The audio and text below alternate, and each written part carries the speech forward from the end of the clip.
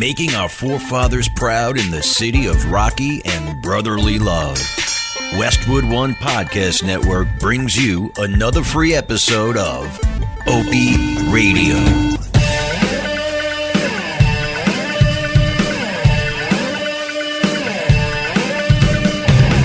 Here with Carl Wes. Boo!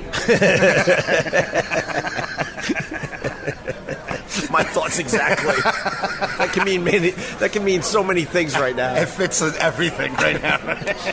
Everything we did here is boo. I say boo to the podcast movement. I don't even know what this is. Opie, there's a guy walking around with a shirt. Yeah. That said, "Tell me about your book." I wanted to chest punch him and take all the air out of his body. Wait, his book or come talk to me about your book. What does that mean? I guess that's the name of his podcast. Tell me about your book. We got to get out of this podcast. Oh my god. You know what I learned in these last 2 days? Yeah. Is we're doing it wrong. How depressed are you? I am literally. Good to see you bye-bye. too. All right. Another person that can't do anything for us. But good to see you. I've met so many people under me. Yeah. Like this one guy said, "Oh yeah, I was on the Food Network." I just walked away from him. Yeah. I'm like, I've been there for 7 years. I haven't seen a hair of it. It's just depressing. Like, there's a lot of people here that are trying to get their podcast off the ground, and they're hoping to get 1,000 downloads per episode. And I'm like, oh my god! I mean, we're doing way better than that, and we're not happy. And we're not happy. It has nothing to do with this podcast.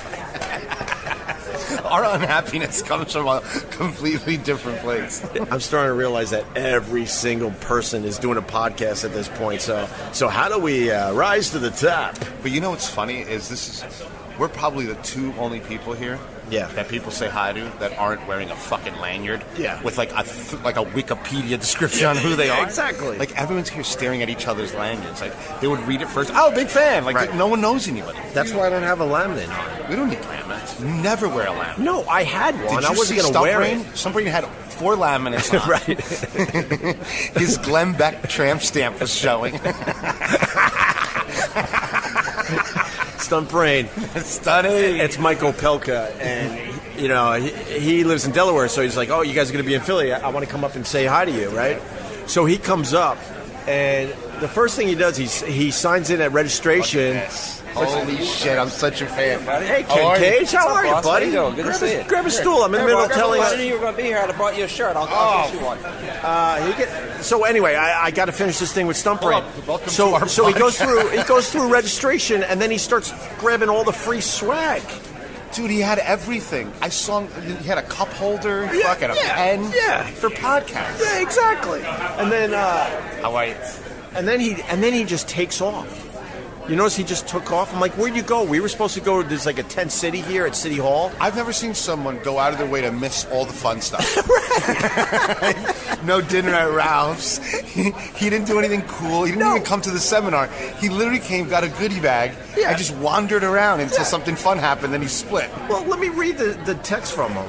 I think it was hold on, give me 1 second. Ken Cage, we're going to get to you. Trust me. You can just start jumping in with all this nonsense. I'm just enjoying it. Let me see. Airplane Repo's my favorite. All right, so I go, where did you go? Billion Dollar Repo Man. Ooh. So, Carl, I go to Stump Brain. Where did you go? He sends me a bunch of pictures from the panel thing we were on, which was another thing that was a complete waste of time. He goes, Robert took me to Lowe's across the street to look for Carl, and then he disappeared. I got pissed at the rain and jumped on a train. That's what he writes me. That's not normal. What do you mean you got pissed at the rain and jumped on a train? I go, I was hoping we'd hang out more. He goes, yeah, me too. We'll do it again. Do what again? You were in the moment. We were hanging out. What's he coming to next? The Model Train Expo? And then he goes, I've fallen down a Lucinda Williams and Tom Waits well. Lucinda Williams is a pretty cool artist. Boo. I understand. And I go, respect, love me some Lucinda. And then he sends all these weird pictures of me and you podcasting. Huh? And he's gone. He's got to go to a mind doctor. And then then I told Tim, I go, where are all the celebrities? Because I was told, it'd be a good opportunity for you and Carl. Literally, Ken Cage is the most famous person who's been here for the whole weekend. And he wasn't even invited. I had to call him and say, get over here. We have no one to talk to. You called Ken Cage because it was a celebrity desert. Exactly. That's the bottom of the barrel, isn't it? They're asking me to come. I mean, it was so many unfamous people here that someone came up to me like, "Aren't you the Food Network?" I'm like, "Nope." I took a lot of pictures, to be honest with you, and with Tim. Well, no, the Westwood One people go, well, you're actually the big get here. I'm like, I never want to be in a place where I'm the big get. Imagine what it feels like to be the second big get. Right. That's why I don't do these things. I never want to be the big get. I want to just kind of fit in. I almost stabbed someone in the neck with a pen. They came up to me, they're like, "You're the funny cook that does the show with Opie." I'm like, I started shaking inside. The funny cook. Funny cook. Oh, my God. Anyway, with that said... Can we talk to Ken, please? I need to talk to someone famous. I've had You know Ken Cage, right? I love Ken Cage. Why do you love Ken Cage? Because he has a... Think about who I am. Yeah. Right? Think about how much I love shady shit. He makes money stealing stuff. Right. This is my Well, Pope. is it really stealing if they're not paying their bills? It's still, you need the same art. You got to be sneaky. You got to be smart. You got to know how to get in and out of places. Right. It's like, it's everything I want to be. Yeah. But legal. Well, Ken Cage is the star of, is it called Airplane Repo? I always forget the name of the show. Yeah, it's Airplane officially. Repo. Yeah. Yep. And where is it on? Discovery. And I think you've already done 3 seasons, right? I have, yeah. We're the fans want to get a 4th, so they're doing the hashtag Bring Back Airplane Repo. Oh, I'll beautiful. put that hashtag on everything. Oh, fuck. We'll get our people to do it. I'm happy to say I brought you a copy of the book I wrote. Billion Dollar Repo Man. And you're prominently listed in the book several times. Really? Well, Can you just tell me what pages so I don't have to read the whole thing? I on purpose did not page it, so you couldn't do that. Oh, so no you pages suck. listed. Can I tell you, Ken Cage He's knows smart. how to do it. He's smart. So now I got to read the whole book, and then I can mention that. But how did you mention me in the book? Well, I mean, we've talked before. I was a huge fan of your show back on 94 YSP back here. Yeah. Back in, what was that, the 90s, early 2000s? And I've just always followed you. So when you invited me up to do your show, it was like, one of the highlights of my life. Wow. Well, you know that. I told you that before. Even though you're an Islander fan, it's still cool. Not as much with them trading, not trading, but they didn't re-sign Tavares. I understand Tavares leaving. I mean, he gave him enough years to try to figure out the organization. So now he's going to go and win a Stanley Cup somewhere else. You watch. Little hockey talk, Carl. Sorry. They're set. Bring Stump Brain in for this one. Do you hear a lot of people just babbling? There's what a do you lot think of babbling. podcasts are? But they're not even talking into microphones. Why have a conversation if you're not recording Why? it? Because people? once Westwood One told them 1,000 was successful, they stopped trying. Now they're just basking in their glory of their 1,000 This followers. has to be your worst nightmare. It is. A hipster convention with a bunch of backpacks. I'm confused in a lot of ways because I really love doing this. Right. But I'm realizing my fellow podcasters are zeros. And I'm supposed to be supportive because it's a really tight-knit community. What I don't like about them is they're too happy. You can't put on a good radio show or a good podcast or a TV project or a reality show if you're happy-go-lucky. You got to have a little angst in you, a little spite in Carl's case. Spite is the best emotion. And one thing I've learned in life, anyone who looks happy is a murderer. Right. Those are the people that are truly happy. Right. You know what I mean? Like they got away with something big or something. But this is fake happy. These people are devastated inside. They're all sitting around looking at each other like, why aren't we successful? I'll tell you why. First of all, you don't have a recording device in front of you where you're trying to make something happen at the podcast movement. One thing that's been irking me at the podcast movement is people putting nicknames on their lanyards or adding flair, like a pin or something to their name tag on their lanyard. It makes me blind with rage. I was in the elevator just shaking. This guy had like a happy face and prayer hand emoji pins on his lanyard pass. I wanted to wrap it around his neck and just finish him right there. Oh my God. That just proves that they're actually not happy people. You know that, right? Anybody that puts flair around their fucking name is devastated inside. It's fake happiness. Yeah. Oh, my God. Oh, these people just babbling over here. Babble, babble, babble. Babble. Yes, I'm talking about you, and you don't even know because you're not even aware. Here we go. That's another thing you need if you're going to be successful at radio or podcasting. An awareness. Dude, Ken, how did you start? I want to talk to Ken. So do I, actually. Wait, can we go back? So a big fan, you did my show, and I'm mentioning the book in what way? I'm really curious. I will read the book. Well, because I'm just a normal guy from Philly, so for me, when the show hit, to be able to see and meet some of the people that I always grew up and really enjoy it. So it was a big deal. You know how big 93.3 is in Philly, right? So going there was huge, and doing your show was huge. There were the two coolest things I did. Because one was something I grew up with, right, and then something I was just such a fan of yours. I could never get the bumper sticker, the WOW bumper sticker. That drove me crazy. Is it getting louder now? Yeah, we're gonna have to move. We're doing a real thing here. It's a microphone right there. Holy. This is a microphone, and it's on. You know what? Step one, when you see someone with a microphone on, either join the conversation or shut the fuck up. You know what's funny? Is the hardest place to do a podcast is at the podcast booth. Isn't that nuts?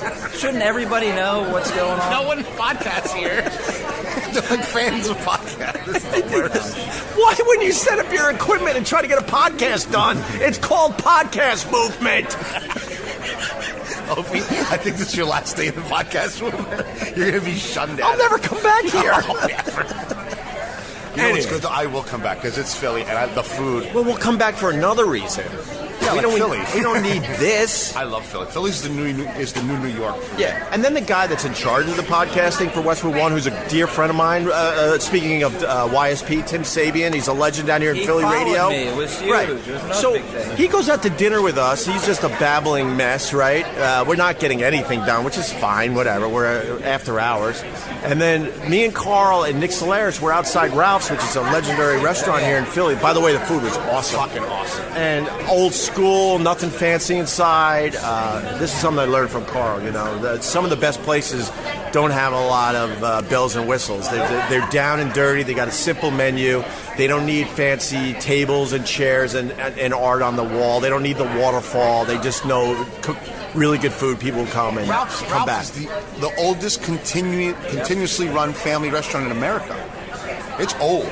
Yeah. And it's old for a reason. I mean, especially Philadelphia. Philadelphia is like Chicago, where it's got a blue collar vein running through it. This town doesn't take bullshit. Like New York has turned into a bullshit town where it's transients. People only live there for 5 years. They really don't care. They don't vote. They don't understand anything about.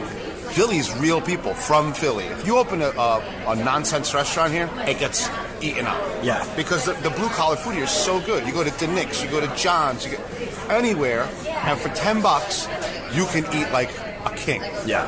And it's what New York used to be. This is the 80s. This is like the New York in the 80s. The food's great. And now in New York, if you're not successful within 2 weeks, everyone panics and shuts down the damn place, right? Oh, no. Or God forbid you say something, about somebody or something, you're done. Yeah. So at the end of the last episode, we got... Oh, that's just great. Hope he's wrapping up the podcast. Open that bag a little more. I don't think she's working.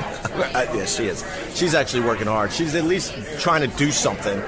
I don't know. What are these people trying to do? So at the end of the last episode, Tim is just stepping all over what we're trying to accomplish outside Ralph's. He's picking up construction cones and screaming, all this nonsense. And then he panics the next day. He goes, you got to take all that out. I'm an executive for Westwood One. I'm like, I'm keeping every second in. That's right. Next time, learn your lesson. You should understand how this works. Oh, my God. Right? Yeah, fuck him. All right. So, Ken Cage. Yes, sir. So, you gotta explain once again how you got into the whole repo business. Well, we bought the business. Honestly, I was 40 years old, was tired of working for corporate America. A good friend of mine, Bob Weeks, and I were kind of in the same place. So we said, let's buy a company. And this one just kept coming back at us as the right one. So we didn't really know what we were doing. We thought we had a clue. We had no clue, but we bought the business, and 13 years later, we're still kicking it. But I mean, were you repoing before that for somebody else? Were I you worked for repoing Chrysler. cars? No, I wasn't doing the repo. When I was doing the collections for Chrysler Financial and hiring repo guys to go pick them up. Right. So I was in the business, and then before that I was at J.P. Morgan doing banking. So I kind of understood the financial side of it. I had no clue what I was doing. Right. That's why you survive. Knowing the financial side of business is really, really important. You can always hire muscle, but like in the restaurant business, the people that get the financial side are the ones that survive. The people that just do, I love it. I do this because I love it. You're gone. Yeah, exactly. Help me, just let it go. That's something. Like these podcasters, they just love it. They have no clue what they're doing. They just love it. This lady's talking with her hand. No one cares what you're saying. What they don't care. But you're black. You're triggered. You're snowflake triggered. Because everyone's getting You're louder. like a 12-year-old of Fortnite, playing Fortnite. Oh man, don't even start. What is my that? My kids play that nonstop. And How they're old are your screaming. kids? The boys are 16 and 14. Okay, because why? Yeah, of course. Take a picture of her. We're the big stars here, ma'am. Do you realize don't that? know us. Turn around. Look. Excuse me. Take a picture of us. Yeah, thank you. We're big stars. Spin around this way so I can get all this pictures. Sure. Yeah. All right. Thank In you. the back? You know we're big stars, right? Yeah. No. You don't know. Jesus, she doesn't even know. He's joking. Superstar in radio. I'm sure he is. No, he's All right. Take a picture so this is legit today. Oh, yeah, we got that nice chandelier. And then look at each other and laugh like you're really engaged. No, we don't do that. We're angry people. No posing.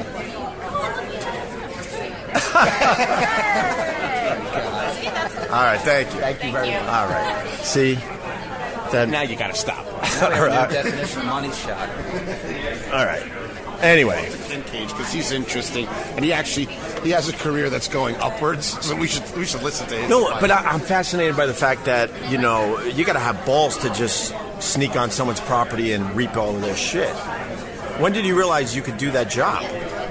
When we bought the business, and I had 4 hungry kids at home, and I said I either do it or I fail. So you weren't sure at first that you No. could actually step up and do it, right? Right. You just, I had done a lot of goofy things like getting on the fields and getting into basketball courts, that you're not supposed to do. So I kind of felt like I could do it. Right. I know it's not a direct correlation, but I had gone into places a million times before I wasn't supposed to be, and it was no big deal. So, yeah, I was scared to death the first time I did it. So tell us you got to tell us a couple stories, some of the good ones that either went bad or went really well or anywhere in between. Yeah, well, one of my favorites, and there's a whole chapter in the book about it. See how I just segue that in there? Nice. Okay. Smart. I took a friend of mine who was known as Grady over to the Bahamas, trying to get a 120-foot yacht worth $8 million. We spot it, but we're waiting for the captain. Captain comes over shit-faced drunk, so he can't move this boat. We have to wait till the next morning. Dude, we're going to get it at 7 a.m., sun up. Fine. Well, of course, he was drinking all night, so he's passed out, and we see the boat leaving the channel going in the ocean. So oh, here we go. So I go bang on the door. We kind of track it. We know it's either going to Lauderdale or the other side of the Bahamas.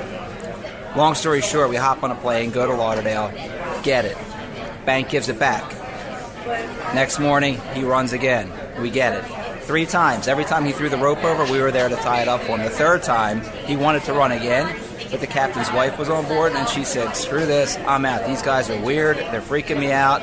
I'm out. And once she quit, that was it. So it took us from the Bahamas to Fort Lauderdale, all throughout. 3 times the bank gave it back, and each time we were there to tie it up. Why were they? Yeah, what's with the bank? They were scared to death of the debtor because he had property, and they were afraid that instead of just being out the $8 million, and then we would sell and get them some of that back. They were afraid they would lose all the properties too and be out $20-30 million. And the debtor's son was a known drug runner in South Florida. He had all kinds of criminal records. They were scared to death of him, so they just kept giving it back. Wow. So the 3rd time, we finally, the bank didn't even get that 3rd call because the wife took off. Well, that leads to the next question. So, you repo these people's boats and cars and obviously planes, airplane repo. Right.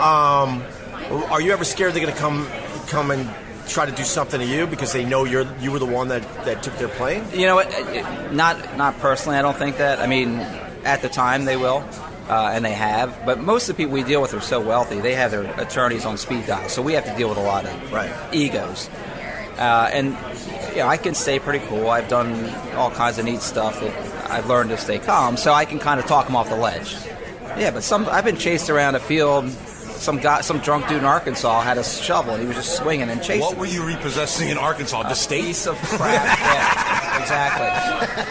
A piece of crap airplane that wasn't worth $7,000. Like but a it was prop duster? Yeah, it was his dad's airplane, and it was personal, so he just started swinging and chasing us around the field. Southern people with that.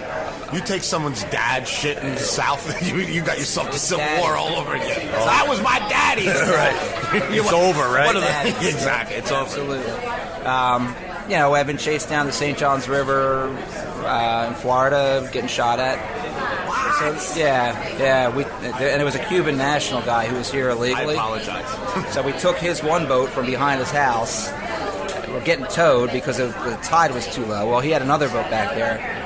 About an hour later, we're on the river. We're still getting towed.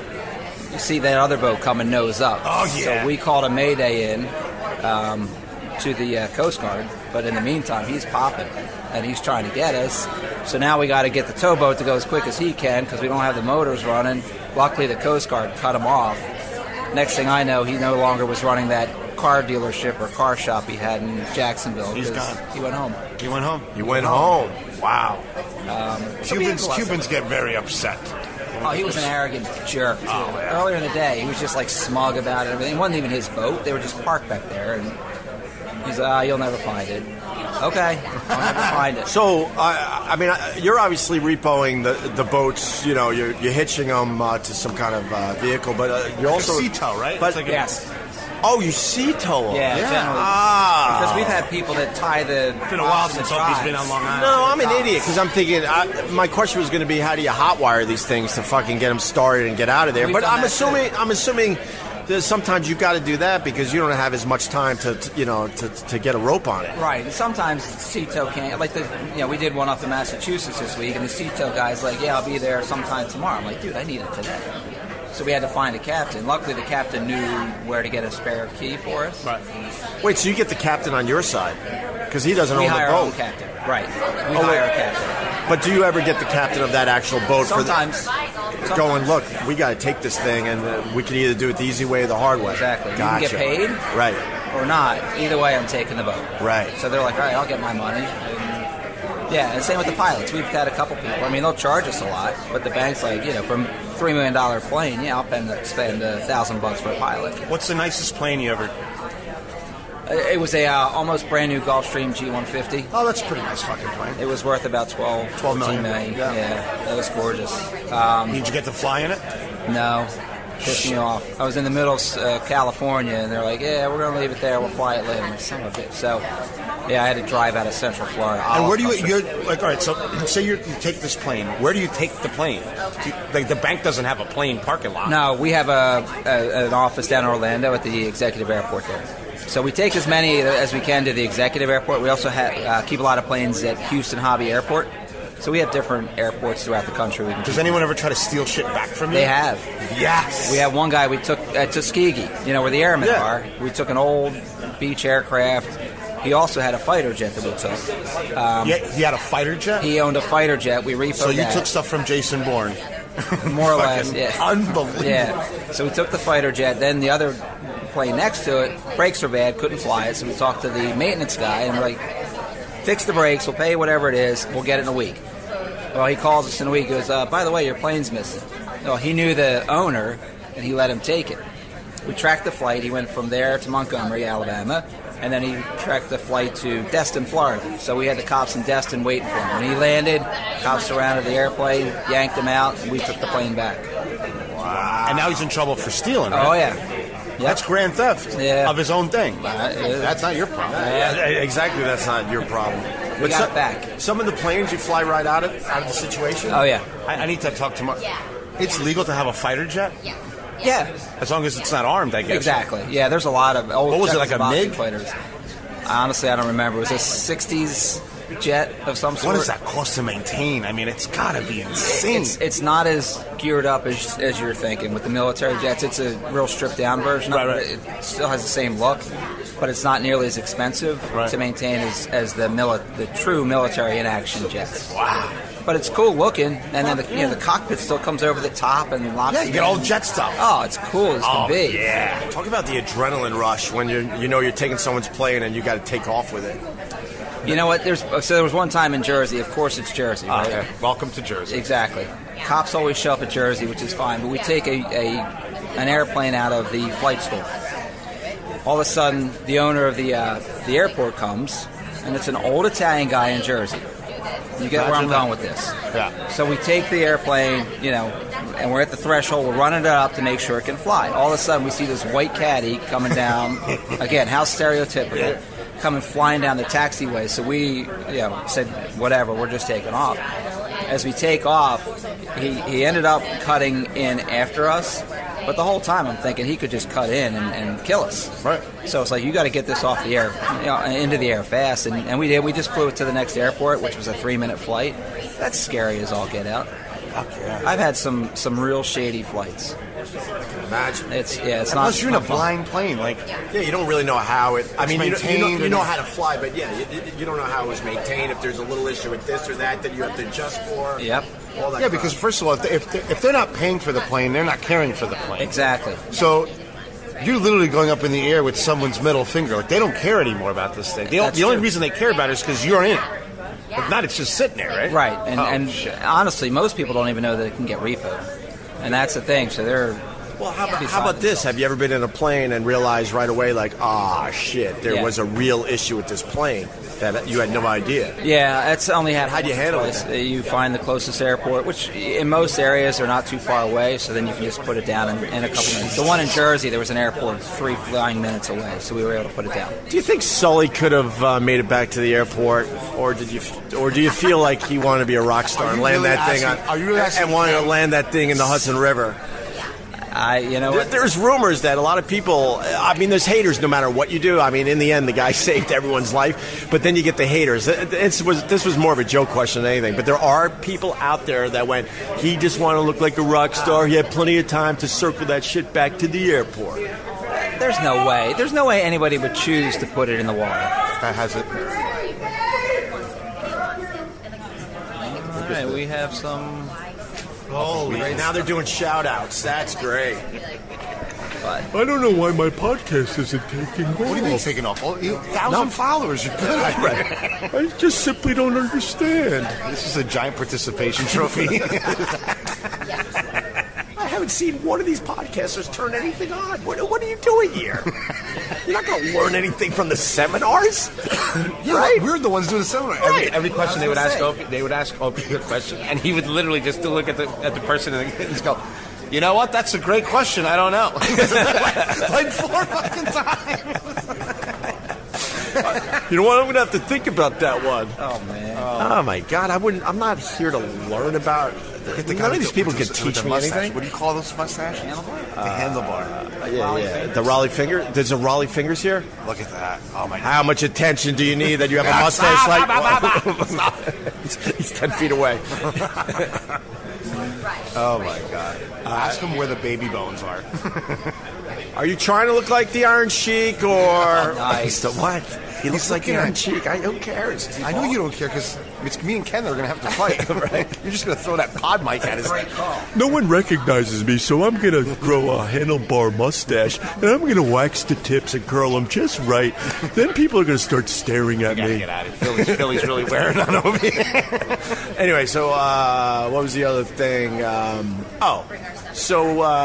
Where does the shit and the urine go when you flush that toilet in a plane?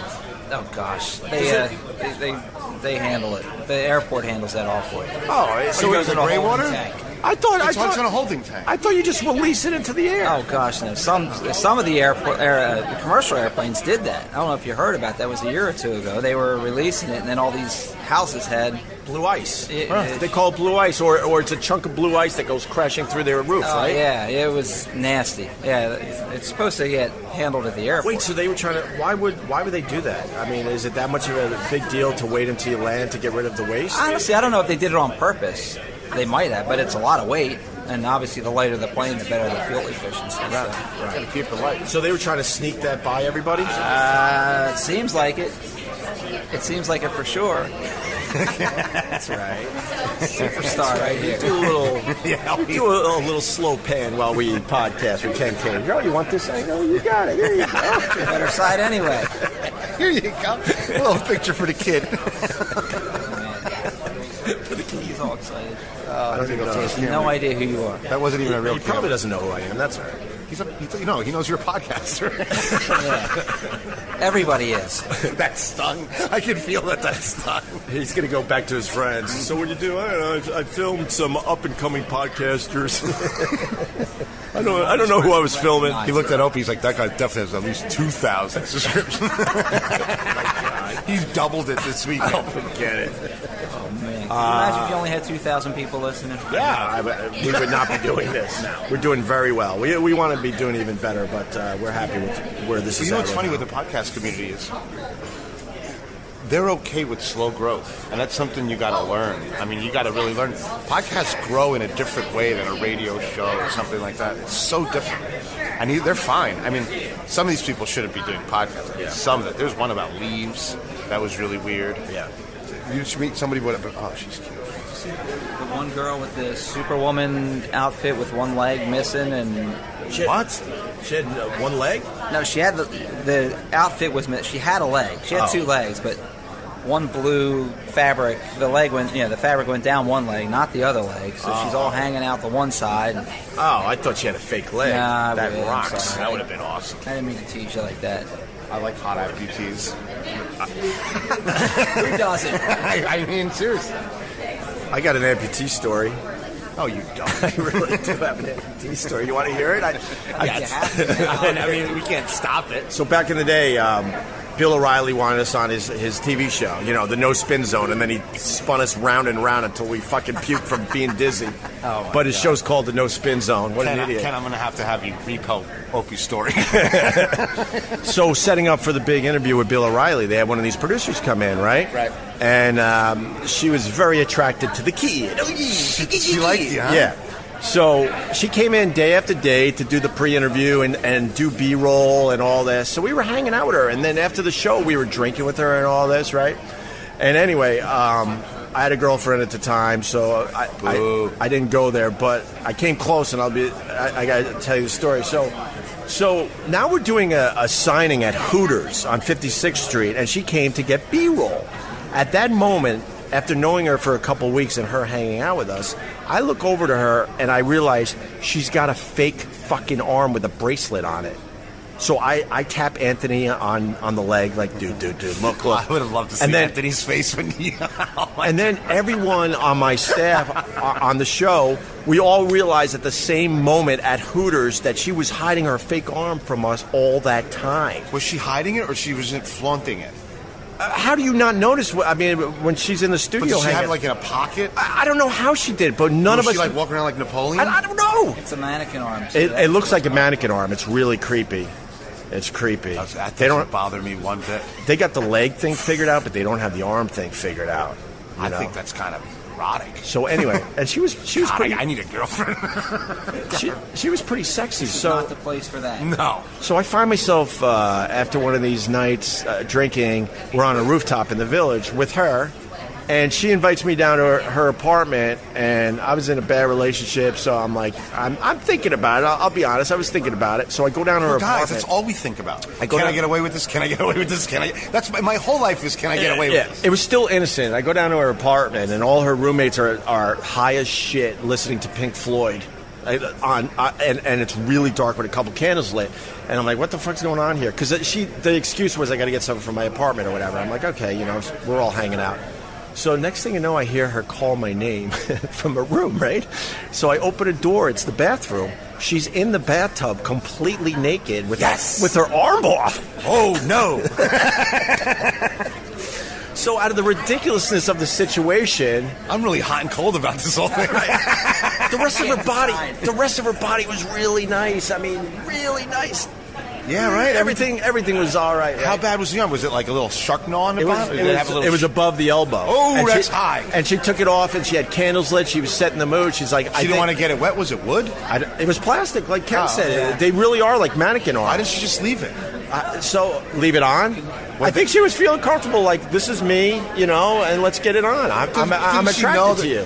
So you're a dumpster full of weird emotions and innuendos and questions. She's about to find out. Right? She's about to see. Opie literally turned into a rainbow. He went full spectrum in there. You're kind of right. You're kind of started touching his. Opie has all these tells. You're kind of right. He starts touching his picholine, and then he starts touching his beard, and he pulls his ear. So I walk in, candles lit, she's in the tub, no bubbles so you can see everything. And you're full spectrum. Everything, and I'm like... And you kept looking at the nub. The room might as well be nothing in Opie's mind. The room was a blank canvas and half of an arm. So yeah, there was some thoughts going on in my head, and unfortunately, the thought of laughing hysterically won over every other thought I had. How is that even one of the options? Because never meet your idols, bro. Because the ridiculousness of the situation. That's not ridiculous. You have to work through that. Yes, it was sexy. Yes, the Pink Floyd music was cranky. How loud did you laugh? Show me how.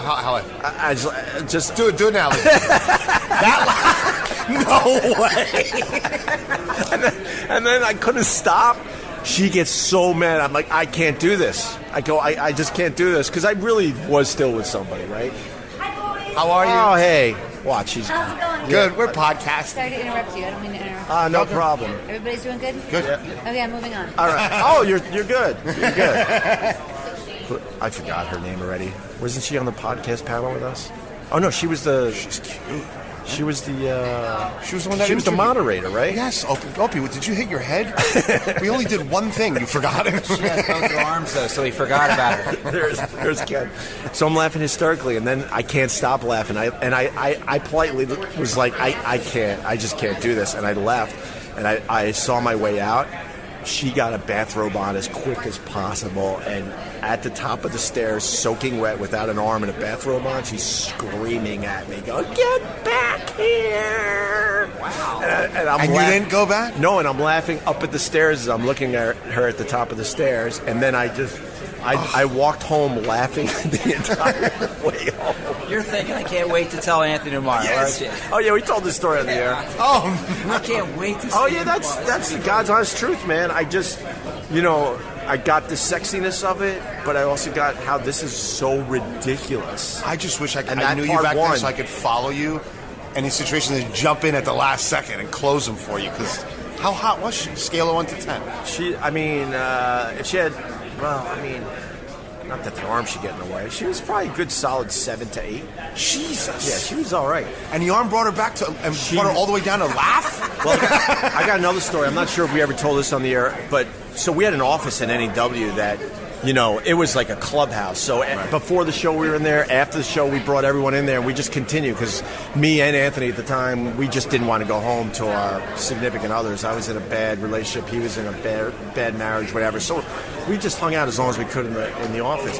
And she would hang out with us, and this is another time where we should have probably noticed she had an arm, a fake arm. Anyway, we had disposable cameras, and I got the film developed like way after she was gone and the Bill O'Reilly piece aired, and she was taking pictures of her snatch.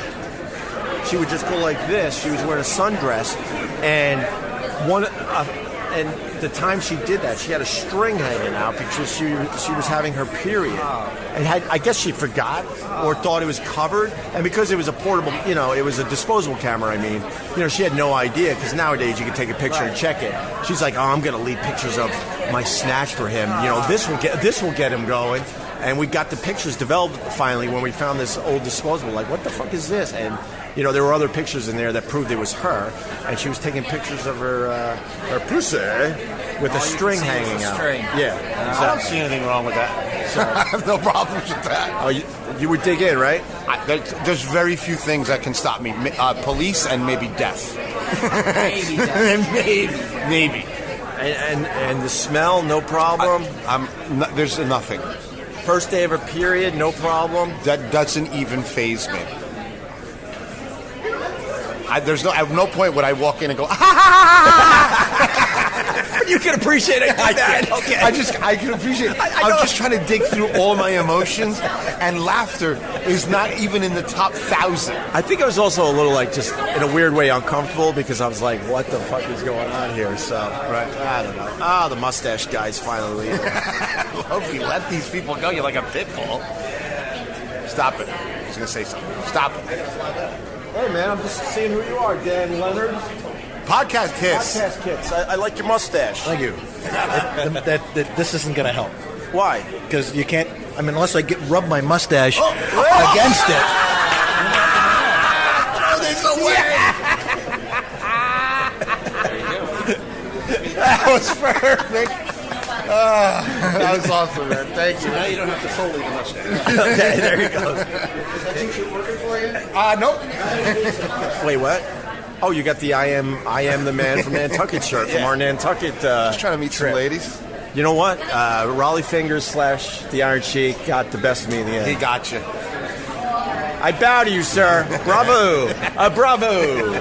Now I got mustache wax on this shitty podcast recorder. Oh, did you see a little flea jump onto the microphone?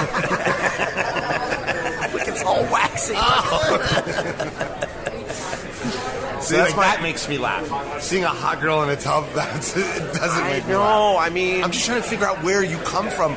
Where did you arrive to? Right, Ken? Am I crazy? No, I was a little... The uncomfortable thing I can totally get. I was a little lost, too, because, my relationship at home wasn't going well, but it wasn't officially over.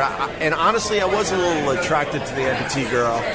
I don't know, but the whole situation just seems so weird and just out of left field. So, her roommates were literally right behind the, bathroom door, cranking up their Dark Side of the Moon, so... Ken, why don't you explain your book, The Billion Dollar Repo Man? So is it your life story, or is it more about just about the repos and stuff? I didn't really go into before the repo stuff much. Yeah. No amputee stories, nothing like that. Well, that's smart. That's what people want to know. Right, that's what I thought. So sometimes you ever get these like celebrity books, and it's like the first 5 chapters about your fucking life, and it's just like, dude, I just want to talk about what makes you awesome. Right. You know what I mean? Yeah. There's each chapter goes over either one repo. There's 2 days I did where I got 5 repos and 9 repos in a day, so I go over the whole day. And then there's a chapter about like life after Airplane Repo, which is, I'll give you a clue, that's where you are. So you have to go through the whole damn book. Some of the people I got to meet. Just tell me when to stop. Honestly, I don't know. It's towards the back. Stop. I'll find it. Wouldn't it be funny if you were on that page? Nope. All right, one more try.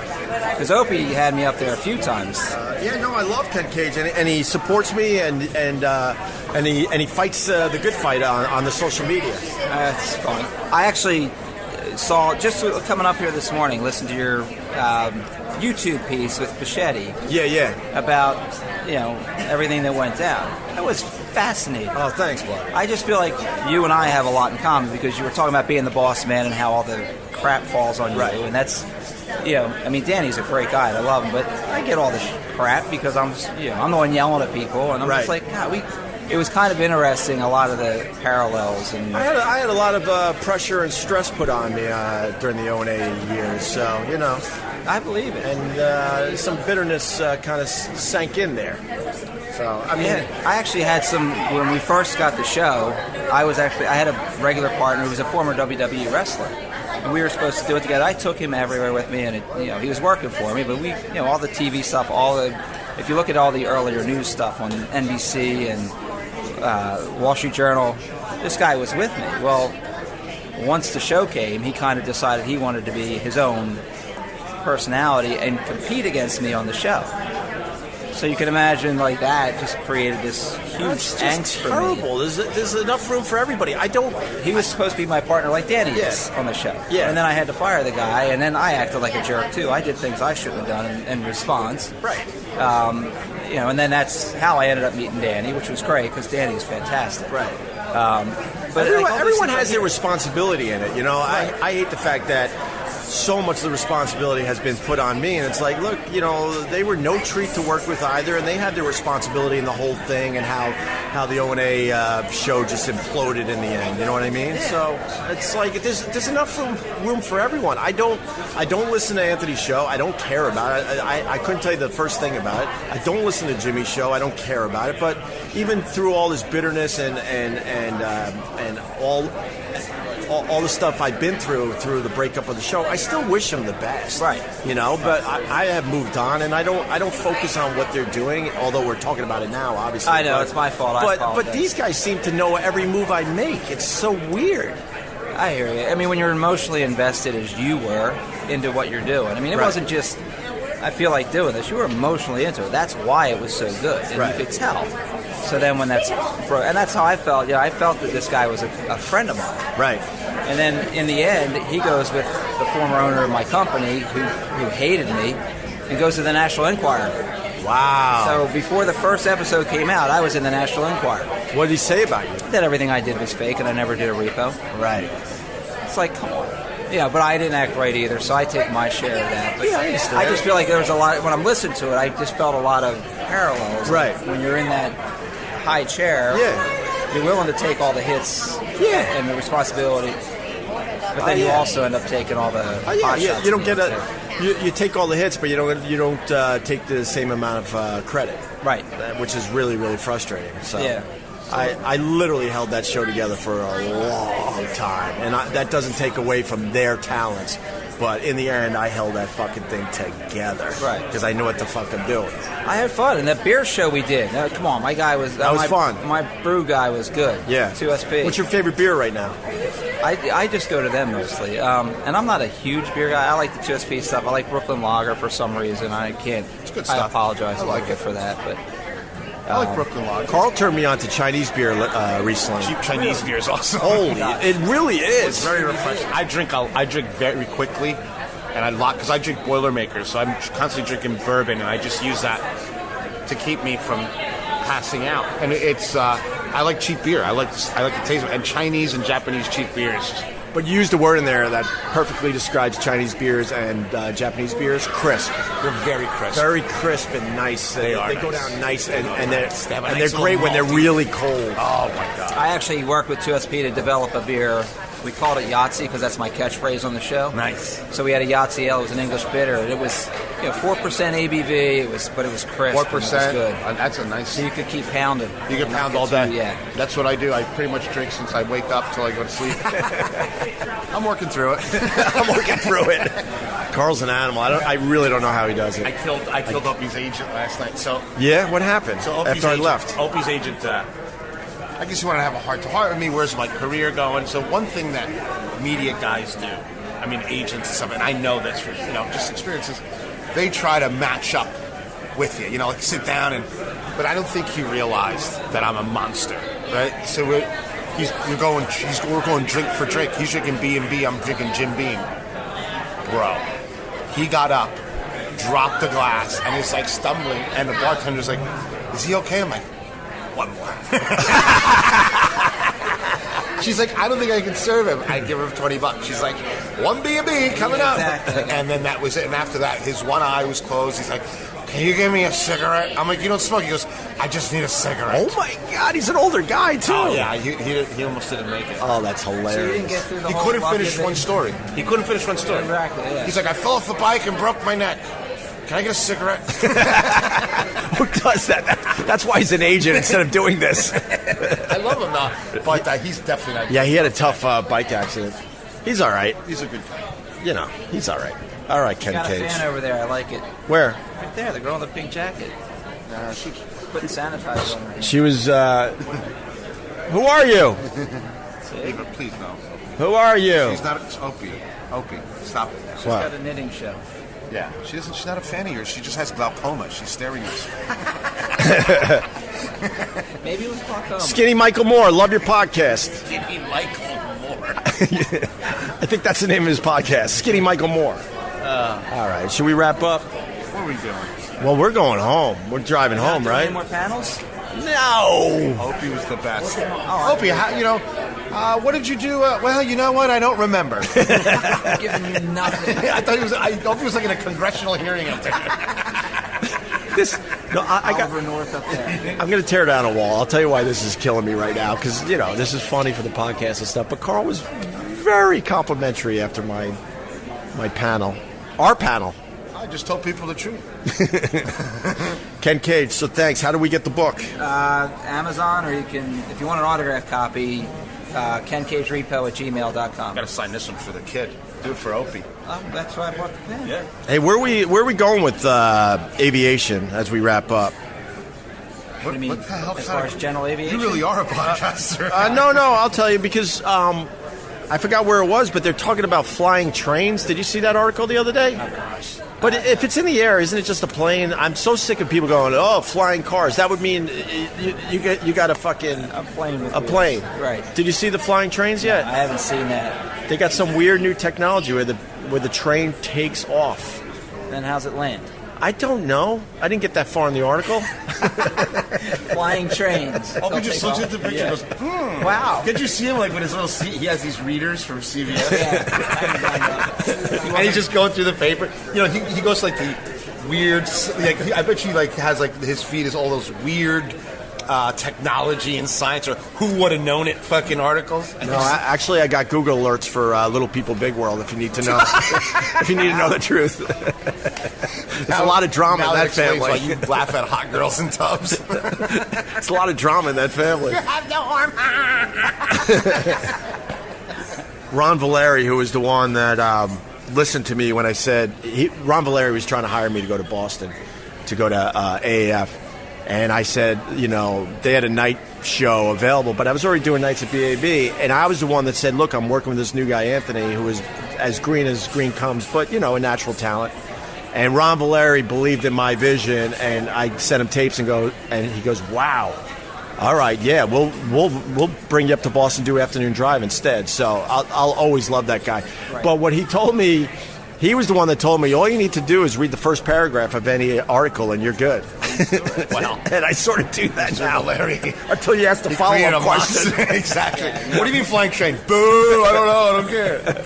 How does it land? I get fucked with the follow-up question. It just takes off. But did you see how he started? Like, what do you think about the history of aviation? Like, he was hinging this whole conversation on one paragraph. But I do want to know where we're going, because at one of those I think it was Japan, they were talking about the drones, the single-passenger drones now, where you could get a fucking drone, and with GPS, you'd pop it in, and this thing will fly you without a pilot, obviously, to your destination. How close are we to actually having that as reality? We have it right now. Nobody flies those planes half the time. I mean, they just land them and no, take but off. for no, I understand that, but for us, for citizens, I mean, they were showing one in this show in Japan. Technology. That's show. what he should have done when he saw the girl in the tub. I'm so sorry, Ken. No, this is good shit. I don't know if they're going to have. I'll tell you what they're going to have. They're going to have planes. They're going to have big planes, and they're going to be run by robots, Right. like everything else. But people want a drone just for them. They did now. It's called the Beluga. I saw that, Beluga. and it looks giant. like, and they make it look like the Beluga whale. Right. So what people realize is, and this happened from the Concorde, they realized people rather have cheap than speed, right? So the Concorde is very expensive, but it got you places really fast.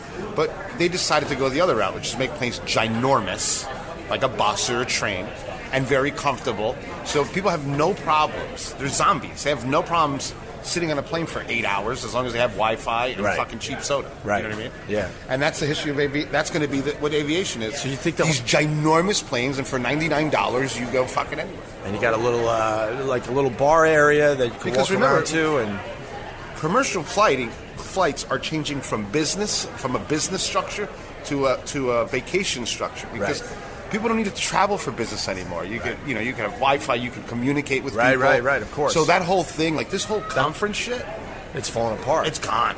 Yeah. Well, that's why Vegas.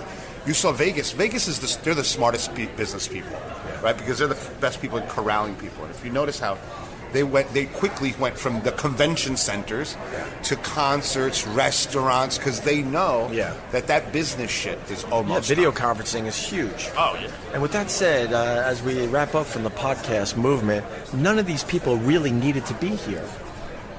They don't need to be even in their own lives. They all just came to see you two on the panel. Opie on the panel. I'm going to get a lot of information from Opie. What do you think about this? Figure it out yourselves. You could tell how cagey Opie is because one of the great people that was asking the question was his manager. Were you going to call me this week? Remember he asked the question? And then I moaned when he raised his hand. I'm like, oh, that's Mr. 10%. Yeah, oh my God, it was so funny. And everyone was like, oh my God. No, because here's the other thing. Like when you do this, like I got real ideas. I'm not sharing it with other people because they're the competition in the end. So I gave him some of my shittier ideas that I already did a long time ago. Yeah, try this. It worked for me 10 years ago. It's not going to work now though. The whole world has changed, you silly goose. Oh, it was bad. So, all right, Ken Cage. Thank you, sir. I appreciate it. It's good to see you again. Really good to see you. Great to meet you, Carl. I appreciate it. Thank you. And thanks for all the kind words on Twitter. It doesn't go unnoticed. I really appreciate it. No problem. My friend Ken Cage. Me and Carl are going home now. Joey, do what you gotta do. Okay, Greg. So, as you could hear, we're wrapping it up in the great city of Philadelphia at the 2018 podcast movement. And Opie and Carl are making lots of friends, showing their utmost respect for their fellow podcasters, not being typical radio or TV personalities. They obviously have an amazing grasp and an intimate connection to this grassroots surge in digital media and the camaraderie that goes with it. Thanks to Ken Cage from TV's Airplane Repo for stopping by. Let's get right back to our host, the funny cook who can't let go of Nantucket, and the conclusion of our visit to Philly. That one-armed girl story with the period, though, and Opie got fingered by Raleigh. Well done, mustache guy.